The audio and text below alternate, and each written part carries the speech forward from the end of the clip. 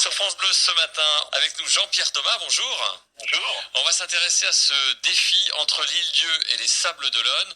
Alors, ça fait 50 km de nage. On a l'impression que c'est impossible de réaliser ça. Eh bien, les nageurs l'ont déjà réalisé l'année dernière. J'avais 10 nageurs l'année dernière qui s'étaient lancés ce défi. 26 000 nautiques, c'est à peu près 52 km, 50 km. Ça fait à peu près 2 fois la traversée de la Manche. Au niveau physique, ça correspond pour les nageurs à peu près à un marathon, quoi. D'accord. Donc ils sont entraînés déjà depuis le début de l'année, depuis le mois d'avril, les nageurs ont fait à peu près 300 km de nage en mer, donc ils sont déjà bien entraînés et ils sont hyper motivés pour faire ce deuxième défi, l'Île-Dieu et les Sables d'Olonne. Ce sera samedi prochain, donc deuxième édition de ce raid. Il faut quoi justement? Alors ils sont équipés de palmes, Alors, ils sont équipés de combinaisons, déjà. Ouais. Chaque nageur a sa combinaison, en général 3 ou 4 mm, pour pas être trop nagé après dans la nage.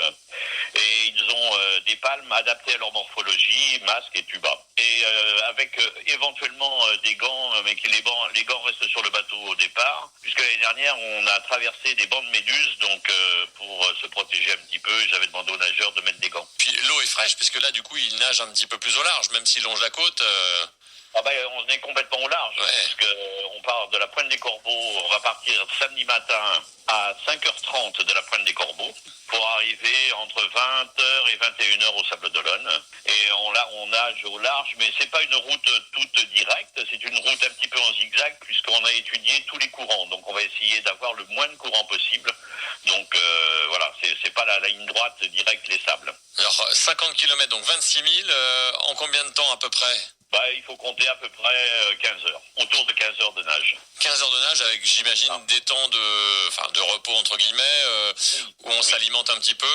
Voilà, donc de toute façon, toutes les demi-heures, il y a un arrêt obligatoire pour la boisson, et toutes les heures, arrêt obligatoire pour boisson et nourriture.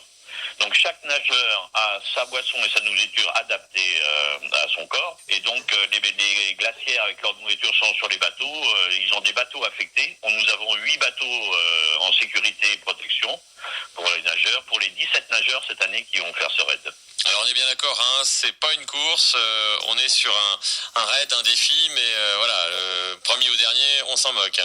Quand nous étions partis sur l'idée de ce raid de l'année dernière, c'était en fait sur l'idée de lancer quelque chose avec la Ligue contre le cancer, puisqu'un de nos nageurs a vu malheureusement le décès de sa fille d'un cancer à l'âge de 30 ans. On avait dit que ce serait un raid de solidarité. On pourra évidemment encourager, applaudir les nageurs. Donc vous dites l'arrivée, ce sera samedi en fin de journée, début de soirée 20h30, autour de 20h30. Eh ben voilà, faut pas rater ça. Le défi des 26 000 entre l'Île-Dieu et les Sables d'Olonne, samedi prochain. Jean-Pierre Thomas, merci beaucoup. De rien, bonne journée, merci Florent et à très bientôt. À bientôt, au revoir.